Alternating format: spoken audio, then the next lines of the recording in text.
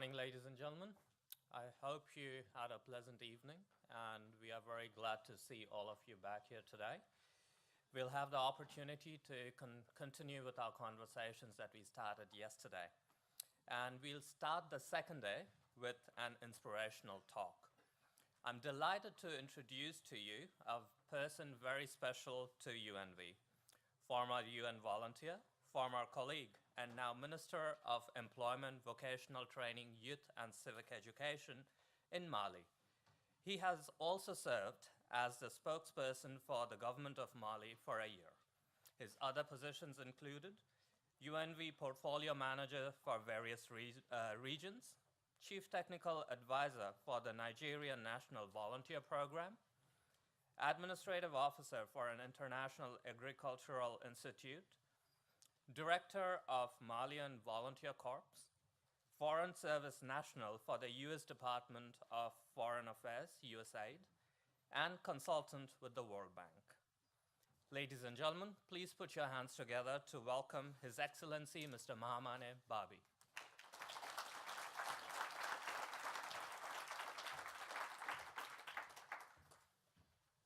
Thank you, Shub.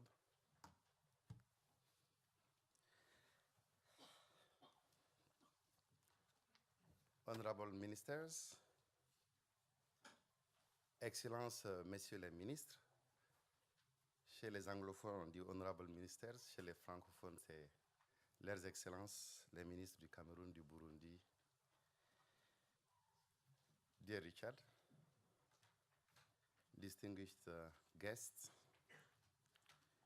dear former colleagues, let me say a few words in English and then switch to French.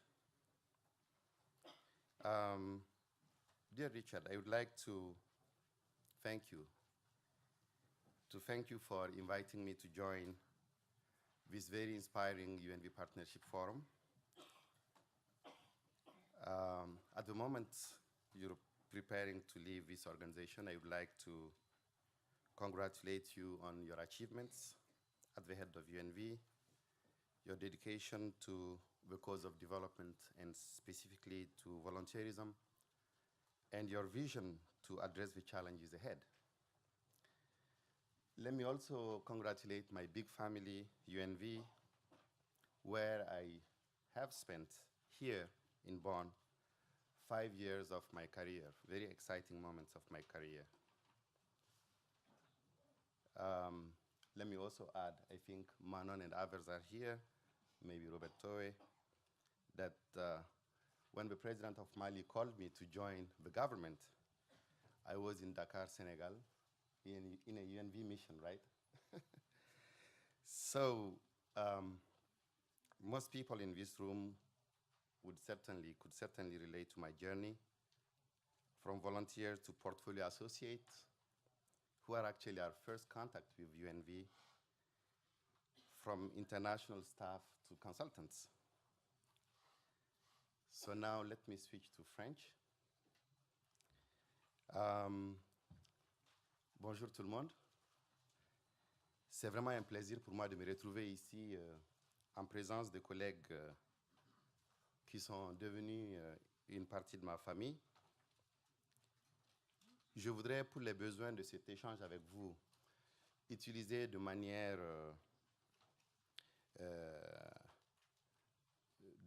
tout à fait interchangeable les mots volontariat et bénévolat. Élise est là, elle est en train d'en sourire parce qu'en français, en anglais, il n'y a pas de différence, c'est vraiment volunteering. Et je voudrais vous parler de ce voyage, comme je l'ai dit, dont beaucoup d'entre vous ont fait partie. Tout a commencé dans la région de Tombouctou. Comme vous le savez, Tombouctou, c'est une région très difficile, constituée de dunes de sable, dans certaines parties de montagnes, de lacs, mais des conditions de vie très difficiles. Et ces conditions de vie très difficiles ont souvent pour avantage de créer le souci de l'entraide mutuelle. Dans le désert, si vous ne vous entraidez pas, c'est un peu difficile. Donc tout a commencé là. les premières expériences du volontariat, du bénévolat ont commencé en aidant dans les travaux champêtres, donc dans les champs. Ça a commencé aussi en aidant à faire paître les animaux après l'école. Et aussi les activités sociales. On a parlé de désert, on a parlé de chaleur. Même dans les enterrements, souvent, il faut des volontaires parce qu'on n'a pas de morgue pour conserver les corps. Donc, au moment où les personnes décédaient, il fallait que, même la nuit, en pleine nuit, il fallait sortir et procéder aux enterrements. Donc, tout a commencé là. Il y a aussi l'ouverture vers les autres. Quand on quitte le village, on vient dans une grande ville. Mes premiers contacts vraiment pour les organisations de volontariat, c'était, en réalité, mon objectif, c'était de lutter un peu contre ma timidité. Je suis toujours timide, en fait. C'était pour lutter contre ma timidité. Donc, je me suis engagé un peu dans le bénévolat, dans le volontariat, pour aussi combattre cette timidité, être avec les autres. Mon premier contact vraiment avec le volontariat formel, c'était à l'université. Et j'ai eu la chance d'être formé par les volontaires du Corps de la Paix, Peace Corps Volunteers. Ils m'ont fait découvrir des choses intéressantes. Bien sûr, ils m'ont fait découvrir le volontariat. Ils m'ont appris beaucoup sur la civilisation anglo-saxonne. Ils m'ont appris à manger du hamburger, comment manger les hamburgers. Ça paraît bête, mais bon. Ou les sandwichs, on peut manger ça avec une fourchette et un couteau, mais bon, on t'apprend quand même à manger ça à la main. On n'a pas besoin de cuillère et de fourchette pour manger les sandwichs.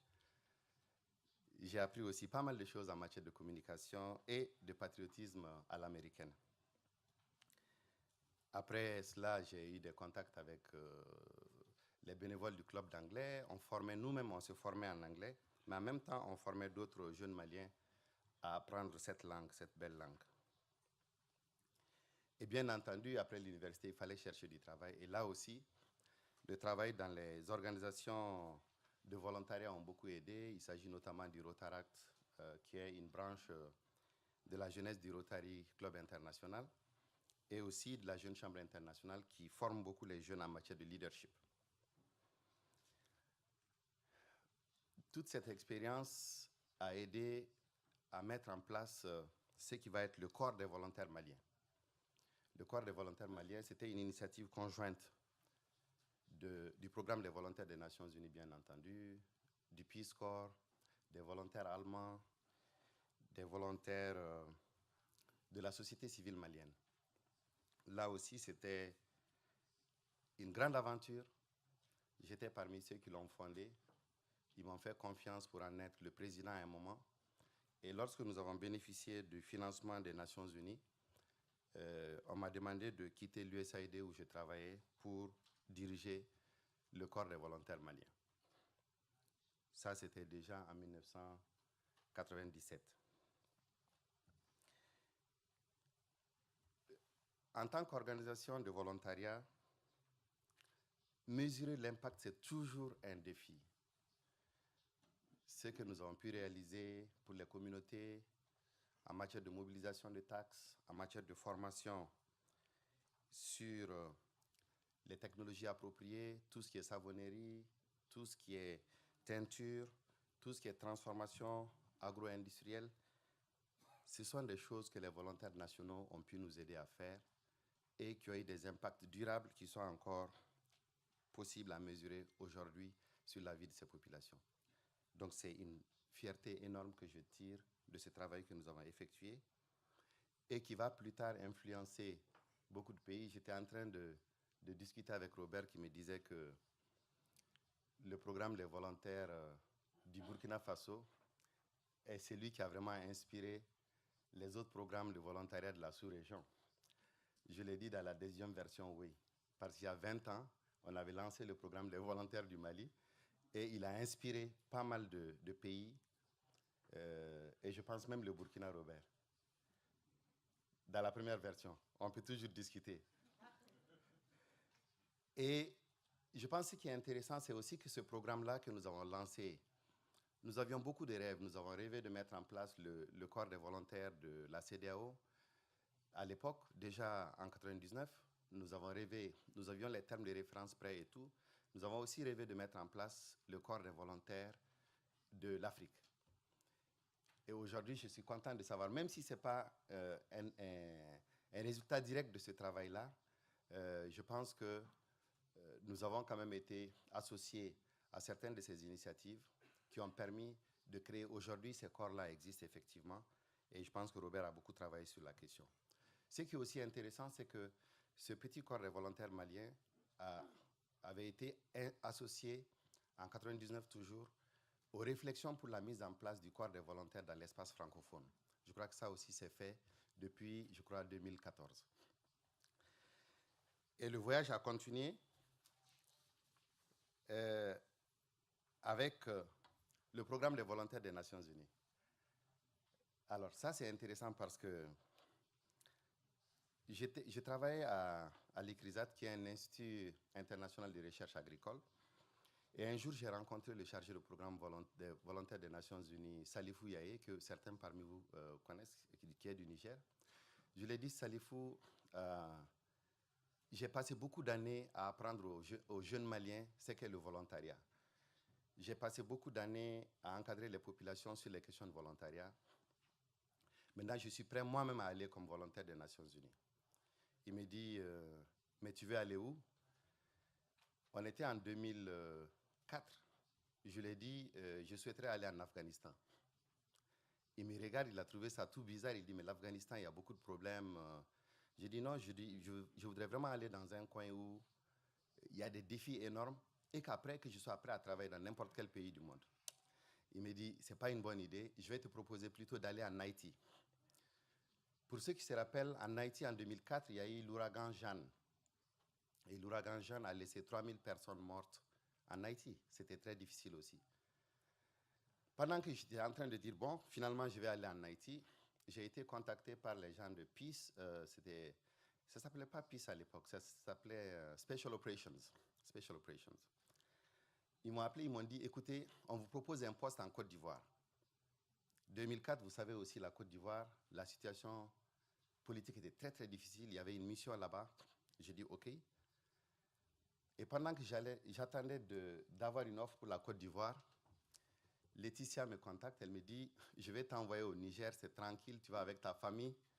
J'ai dit, bon, écoutez, finalement, UNV, je ne sais pas ce que vous voulez. J'ai demandé à aller en Afghanistan et je ne me retrouve pas en Haïti comme vous l'avez demandé. Je ne me retrouve pas en Côte d'Ivoire. Vous voulez m'envoyer au Niger? J'ai dit, écoutez, le premier service qui va me faire une offre sérieuse, moi, je pars. Finalement, je me suis retrouvé pour 4 ans au Niger comme chargé de programme des volontaires des Nations Unies. Et c'était une expérience fantastique. C'était un pays qui ressemblait beaucoup au mien, qui avait beaucoup de défis liés au développement. Et je me suis retrouvé là-bas avec un des programmes les plus importants de l'Afrique de l'Ouest. Il y avait plus de 100 volontaires dans le pays. Nous avons travaillé sur les questions électorales, nous avons travaillé sur les DDR, nous avons travaillé également sur les questions de justice. Et bien entendu, une des fiertés que je tire de mon séjour au Niger, c'est que nous avons pu mettre en place le programme de volontaires nigériens, dont le directeur est dans cette salle et je voudrais que vous l'applaudissiez très fort. Je le vois pas. C'est toujours très compliqué de mesurer l'impact de notre travail. Et je pense qu'il faut que nous puissions réfléchir là-dessus. Comment est-ce que nous pouvons dire ça, c'est la contribution que le volontaire ou que les volontaires ont fait à une cause? Comment dissocier ce qui est notre contribution à nous de ce qui est la contribution de l'organisation qui nous accueille, de l'UNICEF, du gouvernement, de la société civile? C'est un défi, mais je pense que c'est un défi qu'il nous faut relever. Je dis nous toujours parce que once a volunteer, always a volunteer. Parce que je pense toujours que je suis volontaire et je continue à être volontaire. il y a toutes ces lois que nous avons pu mettre en place concernant le volontariat et aujourd'hui qui continuent encore à régir ces questions-là. C'est une grande fierté, c'est du développement durable parce que aujourd'hui, après nous, ces structures ont continué. Des centaines, voire des milliers de volontaires sont encore dans ces structures-là, avec non pas le financement des Nations Unies et des partenaires techniques et financiers, mais avec le financement du gouvernement de ces pays-là. C'est vrai pour le programme au Niger, c'est vrai pour le programme au Mali, c'est vrai pour le programme au Burkina Faso. Robert, aujourd'hui, je pense que vraiment, il faut le dire, c'est du développement durable. Je vous disais tantôt que c'était un défi, effectivement, de mesurer notre contribution. C'est aussi un défi de mesurer ce que nous-mêmes nous avons appris étant volontaires.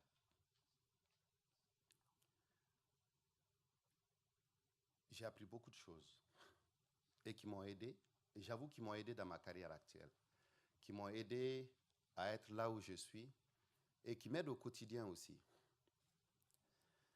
Je pense, pour moi, la première leçon que j'ai apprise, c'est celle de connaître mes propres limites.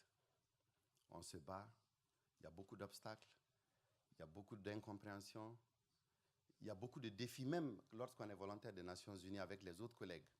La manière dont ils vous perçoivent, la manière dont ils vous traitent, ce n'est pas toujours facile. Je me souviens de certains des combats que nous avons perdus.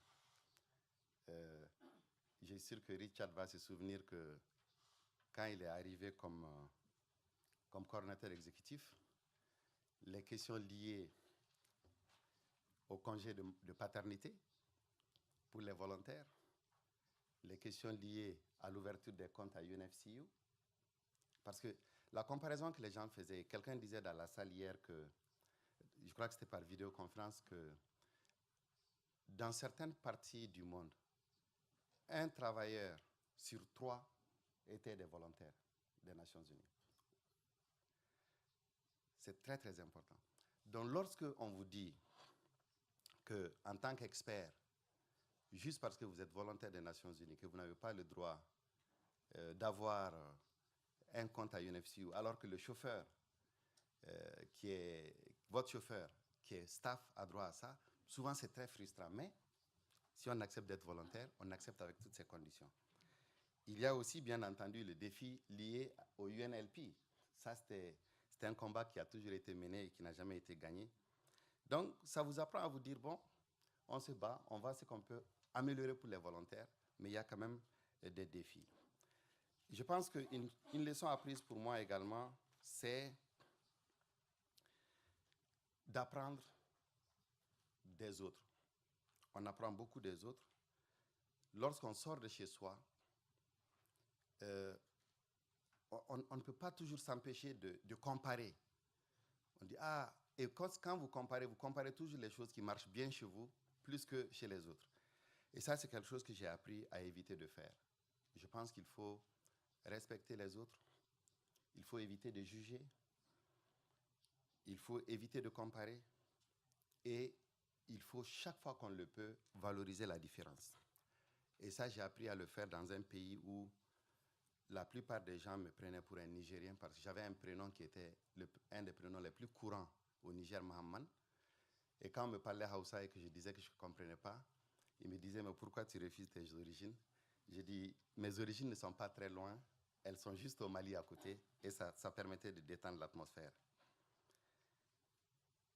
Et j'ai appris aussi à être volontaire et à le rester.